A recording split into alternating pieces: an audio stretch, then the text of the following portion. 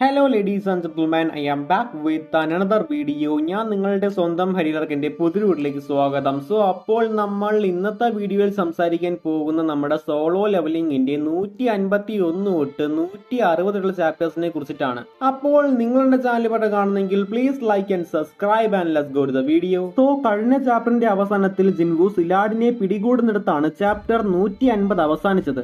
ശേഷം ചാപ്റ്റർ 151 തുടക്കത്തിൽ ആദ്യം കാണിക്കുന്നത് ജിൻവു ഷാഡോ മൊണാർക്ക് ആണെന്നും അവന്റെ ഷാഡോയിൽ അവന്റെ സോൾജേഴ്സിന്റെ എണ്ണം കണ്ട സിലാഡ് സൈന്യത്തെ സജ്ജമാക്കിയിട്ടും എന്തുകൊണ്ടാണ് ഞങ്ങളുടെ അടുത്തേക്ക് തിരിച്ചു വരാത്തതെന്ന് അവനോട് ചോദിച്ചു. ഈ പറഞ്ഞത് അവന് മനസ്സിലായില്ല എന്ന് തിരിച്ചറിഞ്ഞ സിലാഡ് അവൻ ഇതുവരെ പൂർണ്ണമായിട്ടും മൊണാർക്ക് ആയിട്ടില്ല എന്ന് മനസ്സിലാക്കി അവനെ തന്റെ ഐസിൽ അകപ്പെടുത്തി. എന്നാൽ ഇതിൽ നിന്നും പുറത്തു വന്ന ജിൻവുവിനോട്, ഞാനിപ്പോൾ വന്നിരിക്കുന്നത് നീയുമായിട്ട് ഫൈറ്റ് ചെയ്യാനല്ല, നീ ഇവിടെ വന്നത് അയാളെ രക്ഷിക്കാനല്ലേ, അപ്പോ തീരുമാനിക്കുക, നിനക്ക് എന്നെ കൊല്ലണോ അതോ അയാളെ രക്ഷിക്കണോ എന്ന് പറഞ്ഞ് സിലാഡ് ഗൺഹിക്ക് നേരെ ഒരു ഐസ് ബ്ലാസ്റ്റ് ചെയ്തു. അതോടെ ജിൻവു സിലാഡിനെ വിട്ട് ഗൺഹി അതിനെ രക്ഷിച്ചു. ഈ തക്കത്തിൽ സിലാഡ് അവിടുന്ന് രക്ഷപ്പെട്ടെങ്കിലും ജിൻവുവിന്റെ ഒരു ഡാഗർ അവന്റെ മേൽ പതിച്ചിരുന്നു. ശേഷം ജിൻവു ഗൺഹിയെ ഹീൽ ചെയ്യാൻ നോക്കിയെങ്കിലും അപ്പോഴേക്കും ഗൺഹി ക്രിട്ടിക്കൽ സ്റ്റേജിലെത്തി കുറെ അധികം ബ്ലഡ് നഷ്ടപ്പെട്ടിരുന്നു. ഈ സ്റ്റേജിൽ നിന്നും ബെറുവിന് പോലും ഗൺഹിയെ രക്ഷിക്കാനാവില്ല എന്ന് മനസ്സിലാക്കിയപ്പോൾ അവന്റെ മരണം തടയാൻ ഹോളി വാട്ടർ ഉപയോഗിക്കാൻ ജിൻവു തയ്യാറായെങ്കിലും ഗൺഹി തന്റെ മരണത്തെ ഏറ്റുവാങ്ങാൻ തയ്യാറാണെന്ന് അവനോട് പറഞ്ഞ് മരിക്കുന്നതിന് മുമ്പ്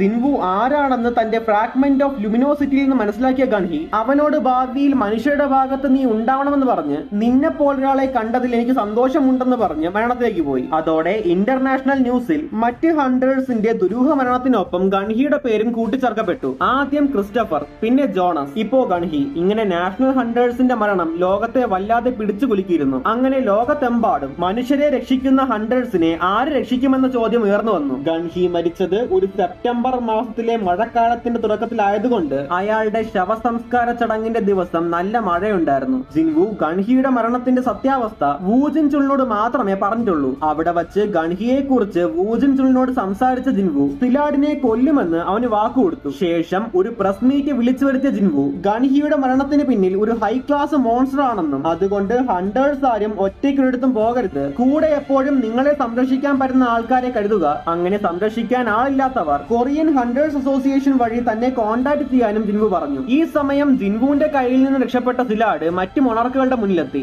അവിടെയുള്ള മൊണാർക്കുകൾ ആരൊക്കെയാണെന്ന് പറയാം. Rakan, monarch of the fangs; Sillad, monarch of the ice; Tarnak, monarch of the iron body; Querehsha, monarch of the plague; Yogumunt, monarch of the transfiguration. ഇവർ ഇവിടെ ഷാഡോ മൊണാർക്കിന്റെ ശക്തിയുള്ളവൻ ആ ശക്തി നമുക്കെതിരെ ഉപയോഗിക്കുകയാണ്. അവനാണ് monarch of the white flame ബറാമിനെയും monarch of the beginning ലീഗയെയും കൊന്നതെന്നും ഇവർ സംസാരിക്കുന്നുണ്ട്. ഇതിനിടയിൽ ഷാഡോ മൊണാർക്കിന്റെ ശക്തി ഉപയോഗിക്കുന്നവൻ നമുക്കറിയാവുന്ന മൊണാർക്ക് അല്ല എന്നും അവന്റെ ഫൈറ്റിംഗ് സ്റ്റൈലിൽ നിന്ന് മനസ്സിലാക്കിയ സിലാഡ് അവനെ കൊല്ലാമെന്ന് പറഞ്ഞു. എന്നാൽ എതിരെ നിൽക്കുന്നത് മൊണാർക്കുകളിലെ ഏറ്റവും ശക്തനായിട്ടുള്ള ഷാഡോ മൊണാർക്ക് ആയതുകൊണ്ട് ബാക്കിയുള്ളവർ ഇതിൽ നിന്നും പിന്മാറിയപ്പോൾ സിലാഡിനൊപ്പം നിന്ന റാക്കനും ക്യുറേഷയും അവനെ കൊല്ലാൻ തീരുമാനിച്ചു. ഈ സമയം കൊറിയയിൽ ജിൻവു മൊണാർക്കുകളെ സെൻസ് ചെയ്യാനുള്ള വഴി അന്വേഷിച്ചുകൊണ്ടിരുന്നപ്പോൾ അവർക്ക് ഷാഡോ ഇല്ലാത്തത് കൊണ്ട് അവരെ സെൻസ് ചെയ്യുന്നത് അത്ര എളുപ്പമല്ല എന്ന് മനസ്സിലാക്കുകയും അവരെ തന്റെ ഹണ്ടർ സ്കില്ല് വെച്ച് കണ്ടെത്താമെന്ന് തീരുമാനിക്കുന്നതും കാണിക്കുന്നുണ്ട്. ഈ സമയം അങ്ങ് ഹണ്ടേഴ്സ് അസോസിയേഷനിൽ ഗൺഹിയുടെ മരണശേഷം ചെയർമാന്റെ സീറ്റ് ഒഴിഞ്ഞതുകൊണ്ട് ബോർഡ് മെമ്പേഴ്സ് എല്ലാവരും വൂജിൻ ചുളിനെ ചെയർമാനാക്കാൻ തീരുമാനിച്ചു. ഇവനെ തിരഞ്ഞെടുക്കാനുള്ള പ്രധാന കാരണം ഇവൻ ഗൺഹിയുടെ അടുത്ത ആളായതുകൊണ്ടും അവന് മറ്റ് ഗിൽഡുകളുമായിട്ടും ജിൻവുവുമായിട്ടുള്ള കണക്ഷനൊക്കെ കണ്ടിട്ടാണ്. ഈ സമയം അമേരിക്കയിൽ ജിൻവുവിന് ഗിഫ്റ്റ് കൊടുക്കാൻ തോമസ് ഇവരുടെ വോൾട്ടിൽ സൂക്ഷിച്ചിരുന്ന കാമിഷിന്റെ ബ്ലേഡുകളെയാണ് കണ്ടെത്തിയത്. അത് അത്രയും കാലം പറ്റിയ യൂസറിനെ കിട്ടാതെ അടച്ചു വച്ചിരുന്നത് കൊണ്ട് ജിൻവു അതിന് പറ്റിയ യൂസർ ആണെന്ന് കണ്ടെത്തിയിട്ടാണ് തോമസ് ഈ തീരുമാനമെടുത്തത്. ഈ സമയം കൊറിയയിൽ സംഭവിക്കുന്ന മാറ്റങ്ങൾ കണ്ട ജിൻഹ അവളുടെ അമ്മയോട് ഈ വീട് വിട്ട് പോയാലോ എന്ന് ചോദിക്കുന്നുണ്ട്. എന്നാൽ ഈ വീടും സ്ഥലവും അവർക്ക് പഴയ ഓർമ്മയിലേക്കുള്ള തിരിച്ചുപോക്കായതുകൊണ്ട് അവളുടെ അമ്മ അതിന് തയ്യാറായില്ല. ഈ സമയം അങ്ങ് ഹാജൻ ഗിൽഡിന്റെ ഓഫീസിൽ ജിൻവുവിനെ കാണാൻ തോമസും നേർമാനും എത്തിയിരിക്കുകയാണ്. ഇവർ എത്തിയിട്ട് ഏകദേശം 1 മണിക്കൂർ കഴിഞ്ഞിട്ടാണ് ജിൻവു അവിടെ എത്തിയത്. ശേഷം തോമസിന്റെ ഒപ്പം ജിൻവു ഭക്ഷണം കഴിക്കാൻ പുറത്തു പോയപ്പോൾ തോമസ് അവൻ കൊണ്ടുവന്ന ഡാഗർ ജിൻവുവിന് കൊടുത്തു. അത് കണ്ടപ്പോഴേ അതിന്റെ പവർ മനസ്സിലാക്കിയ ജിൻവു അത് സ്വീകരിച്ചപ്പോൾ പെട്ടെന്ന് ഇവർ രണ്ടുപേരും പുറത്ത് ഒരു മാജിക് എനർജി സെൻസ് ചെയ്തു. ശേഷം ഇവർ പുറത്തു നോക്കിയപ്പോൾ കണ്ടത് ആകാശത്ത് ഇതുവരെ കണ്ടതിൽ വച്ച് ഏറ്റവും വലിയ ഗേറ്റ് വന്നിരിക്കുന്നതാണ്. ഈ സംഭവം വലിയ വാർത്തയായപ്പോൾ ഡോക്ടർ ബെൽസർ ഒരു ചാനലിന് കൊടുത്ത ഇന്റർവ്യൂവിൽ ഈ സംഭവം ഉടനെ മറ്റ് രാജ്യങ്ങളിലും സംഭവിക്കാൻ സാധ്യതയുണ്ടെന്നും പറയുന്നതും കാണിക്കുന്നുണ്ട്.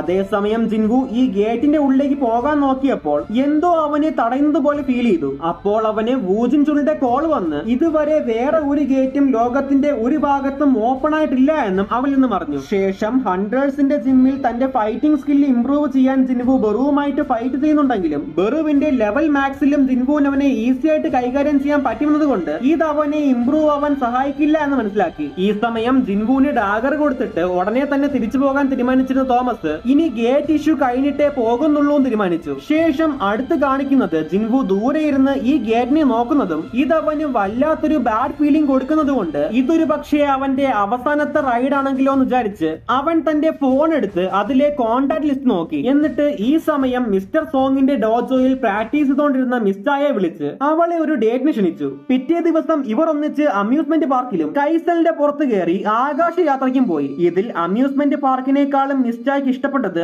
ആകാശത്തു നിന്നുള്ള ഈ കാഴ്ചയാണ്. ശേഷം ജിൻവു ഈ പോയ അമ്യൂസ്മെന്റ് പാർക്കിൽ വച്ചാണ് തന്റെ അച്ഛനെ കാണാതായതെന്നും അവിടെ എനിക്ക് ഒരിക്കലെങ്കിലും പോകണമെന്ന് ആഗ്രഹമുണ്ടായിരുന്നു, അതുകൊണ്ടാണ് നിന്നെ കൂട്ടിന് വിളിച്ചതെന്നും ജിൻവു പറഞ്ഞു. എന്നിട്ട് അന്ന് രാത്രി ഒരു ഒഴിഞ്ഞ ഐലൻഡിലിരുന്ന് ആകാശത്തെ നക്ഷത്രങ്ങളെ നോക്കിക്കൊണ്ടിരുന്ന ഇവർ അന്നു രാത്രി ആ ഐലൻഡിൽ താമസിച്ചു. ഇതിൽ നിന്ന് മനസ്സിലാക്കാം ജിൻവുവിന് മിസ്റ്റായെ ഒടുക്കത്തെ ഇഷ്ടമാണെന്ന്. He is completely in love with Har. ഇങ്ങനെ ഒരു സീന് വച്ചിട്ടുണ്ടെങ്കിൽ ഉറപ്പിച്ചോ പിള്ളേച്ച, എന്റെ ഇത്രയും നാളത്തെ മാങ്ക വായിച്ചത് വെച്ചുള്ള എക്സ്പീരിയൻസ് നോക്കുവാണെ ഉടനെ ഒരു വലിയ പണി വരുന്നുണ്ട്. ഞാൻ വിചാരിച്ചതുപോലെ തന്നെ സംഭവിച്ചു. ഇവർ ഇവിടെ ഇവരുടെ മധുര നിമിഷങ്ങൾ പങ്കുവയ്ക്കുമ്പോൾ അങ്ങ് കൊറിയയിലെത്തിയ റക്കാൻ തന്റെ പരിപാടി തുടങ്ങി. ഇവിടെ ഹണ്ടേഴ്സ് അസോസിയേഷൻ ജിൻവുവിനെ കോണ്ടാക്ട് ചെയ്യാൻ നോക്കിക്കൊണ്ടിരുന്നപ്പോൾ നിയർമാനും ആൻഡ്രയും റാക്കനുമായിട്ട് ഏറ്റുമുട്ടി. ഈ സമയം ജിൻവു അവിടെ നിന്നും റെസ്റ്റോറന്റിലേക്ക് എത്തിയപ്പോഴാണ് അവന്റെ ഫോണിൽ വൂജിൻചുള്ള വിളിച്ചിട്ട് ഈ കാര്യം അറിയിക്കുന്നത്. ഇപ്പോ തന്റെ ഷാഡോ കണക്ഷനെ ബ്ലോക്ക് ചെയ്തിരിക്കുകയാണ്, അതുകൊണ്ടാണ് തനിക്ക് നേരത്തെ ഇൻഫോർമേഷൻ കിട്ടാത്തത്.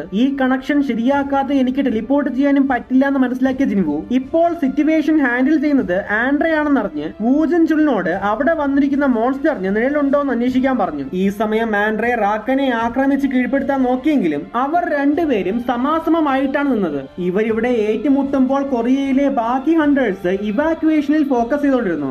ശേഷം ഈ ഫൈറ്റ് ഒരു നടക്ക് പോവില്ല എന്ന് കണ്ട റാക്കനും ആൻഡ്രയും അവിടെ ട്രാൻസ്ഫോർമേഷൻ ഫോമിലെത്തി. ഈ സമയം അവിടെ ഉണ്ടായിരുന്ന യോൻഹോയും തന്റെ ട്രാൻസ്ഫോംഡ് ഫോം എടുത്തെങ്കിലും അവന്റെ വെള്ളപ്പുലി റാക്കയുടെ ചെന്നായയുടെ മുന്നിൽ വളരെ ചെറുതായിട്ടാണ് തോന്നിയത്. അതോടെ ഫൈറ്റ് വീണ്ടും ആൻഡ്രയും റാക്കനും തമ്മിലായി. ഇവർ രണ്ടുപേരും കട്ടയ്ക്ക് ഫൈറ്റ് ചെയ്തെങ്കിലും റാക്കൻ ആൻഡ്രയെ ഓവർ പവർ ചെയ്ത് അവനിൽ ജിൻവു വച്ചിരുന്ന ഷാഡോ ഇല്ലാതെയാക്കി ആൻഡ്രയുമായിട്ട് വീണ്ടും ഏറ്റുമുട്ടി. ഇപ്രാവശ്യവും ആൻഡ്രയെ കീഴ്പ്പെടുത്തിയ റാക്കാൻ അവനെ തിന്നാൻ പോയപ്പോഴേക്കും നിയർമാൻ ആൻഡ്രയെ രക്ഷിക്കാനെത്തി. എന്നാൽ അപ്പോഴാണ് നിയർമാന് തനിക്കൊരിക്കലും റാക്കന്റെ മുന്നിൽ പിടിച്ചേക്കാനാവില്ല എന്ന് മനസ്സിലാക്കിയത്.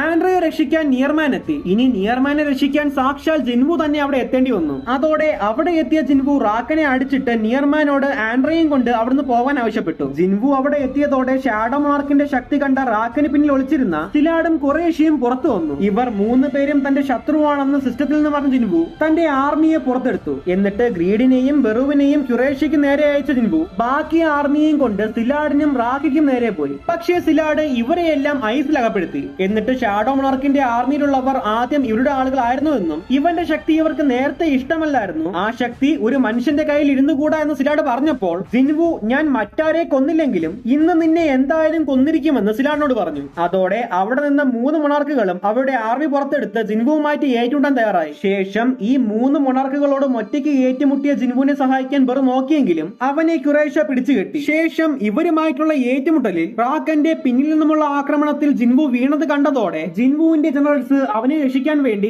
ഐസ് പൊട്ടിച്ച് പുറത്തേക്ക് വന്നു. ശേഷം സ്റ്റാറ്റസ് റിക്കവറി ചെയ്ത ജിൻവു തിരിച്ചു വന്നതോടെ അവൻ വീണ്ടും തന്നെ ജനറൽസിന്റെ ഒപ്പം ചേർന്ന് മൊണാർക്കുകളുമായിട്ട് ഏറ്റുമുട്ടി. ഇവന്റെ ഈ ഫൈറ്റ് കൊറിയയിലെ ഹണ്ടേഴ്സും ലോകത്തുള്ള ലക്ഷക്കണക്കിന് ആളുകളും കണ്ടോണ്ടിരിക്കുകയായിരുന്നു. അതുപോലെ ജിൻവുവിന് ബാക്കപ്പ് ആയിട്ട് സ്നൈപ്പേഴ്സും ഓരോ ബിൽഡിംഗിൽ നിലയുറച്ചിരുന്നു. ഇതിനിടയിൽ സങ്ങിൽവാനോടെ വരുന്നതും കാണിക്കുന്നുണ്ട്. ഇത്രയും നേരത്തെ ഫൈറ്റിൽ ജിൻവു ആകെ ഖുറേഷിയെ മാത്രമേ തീർത്തുള്ളൂ. ഇത് കണ്ട സിലാഡിന് അവന് ഷാഡോ മോണാർക്കിന്റെ ശക്തി അതിന്റെ ഫുൾ എക്സ്റ്റെന്റിൽ എടുക്കാൻ പറ്റുമെന്ന് കണ്ട് അയാളുടെ ഉള്ളിൽ ഭയം തോന്നി. ഈ സമയം ബെറുവിനെ റാക്കിൽ നിന്ന് രക്ഷിച്ച ജിൻവു വീണ്ടും സിലാഡുമായിട്ട് ഏറ്റുമുട്ടി. സിലാഡിന്റെ ഐസ് കൊണ്ടുള്ള ആയുധത്തിന് മുന്നിലും പിടിച്ചെന്നെങ്കിലും അവൻ വിചാരിക്കാത്ത സമയത്ത് റാക്കൻ അവനെ പിന്നിൽ നിന്നും കുത്തി. പിന്നിൽ നിന്നും ഒട്ടും പ്രതീക്ഷിക്കാതെ വന്ന അറ്റാക്കിൽ ജിൻവു വീണെങ്കിലും അവസാനം സിലാഡ് അവന്റെ നെഞ്ചിൽ കത്തികുത്തി ഇറക്കിയതോടെ ജിൻവു മരണപ്പെട്ടു. ശേഷം സിലാഡ് ജിൻവുവിനെ ഒരു ഐസ് കല്ലിന്റെ അടയ്ക്കുന്നിടത്താണ് ചാപ്റ്റർ 160 അവസാനിക്കുന്നത്. സോ കഴിഞ്ഞു ഗൈസ്, ഇതാണ് സോളോ ലെവലിംഗിന്റെ 151 തൊട്ട് 160 കഥ. പിന്നെ സോളോ ലെവലിംഗിന്റെ ആദ്യ 50 ചാപ്റ്റേഴ്സിന്റെ വീഡിയോ കാണാത്തവർക്ക് അതിന്റെ ലിങ്ക് ഞാൻ ഡിസ്ക്രിപ്ഷൻ ബോക്സിൽ കൊടുത്തിട്ടുണ്ട്. അതല്ല, സോളോ ലെവലിംഗിന്റെ മാനുവൽ വായിക്കാൻ താല്പര്യമുള്ളവർക്ക് അതിന്റെ ലിങ്ക് ഞാൻ എന്റെ ഇൻസ്റ്റാഗ്രാമിൽ കൊടുത്തിട്ടുണ്ട്. സോ കഴിഞ്ഞു ഗൈസ്, ഇതൊക്കെ തന്നെയാണ് സോളോ ലെവലിംഗിന്റെ ഈ ചാപ്റ്റേഴ്സിനെ കുറിച്ച് എനിക്ക് പറയാനുള്ളത്. ഞാൻ ഇതിലൊക്കെ പോയിന്റ് പറയാൻ വിട്ടുപോയിട്ടുണ്ടെങ്കിൽ നിങ്ങൾ ദയവായി കമന്റ് ബോക്സിൽ അറിയിക്കുക. ഇതുപോലെ ഏതെങ്കിലും ക്യാരക്ടറിനെ കുറിച്ചോ അല്ലെങ്കിൽ മാൻവയെ കുറിച്ചോ താല്പര്യമുണ്ടെങ്കിൽ അതും എന്നെ കമന്റ് ബോക്സിൽ അറിയിക്കുക. പിന്നെ വീഡിയോ ഇഷ്ടമായെങ്കിൽ ലൈക്ക് ചെയ്യുക, സബ്സ്ക്രൈബ് ചെയ്യുക. നിങ്ങളുടെ സോളോ ലെവലിംഗ് ഫാൻസ് ആയിട്ടുള്ള കൂട്ടുകാർക്ക് ഈ വീഡിയോ ഷെയർ ചെയ്യുക. പറ്റുമെങ്കിൽ എന്റെ ഇൻസ്റ്റാഗ്രാം അക്കൗണ്ട് ഒന്ന് ഫോളോ ചെയ്യുക, ലിങ്ക് ഡിസ്ക്രിപ്ഷൻ ബോക്സിലുണ്ട്. അപ്പോൾ മറ്റൊരു വിഷയമായി വീണ്ടും കാണാമെന്ന പ്രതീക്ഷയോടെ this me fallen Loki signing out.